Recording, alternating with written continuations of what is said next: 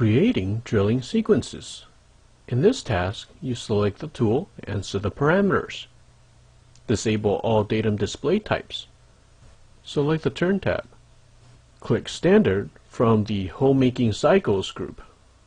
In the dashboard, select the drop-down arrow next to the No toolbox and select 01 DRL 27-64.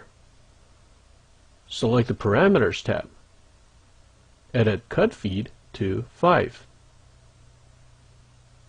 Edit Clear Disk to 0.125. Edit Spindle Speed to 1200. In this task, you define the tool motion. Select the References tab. Click the Details button.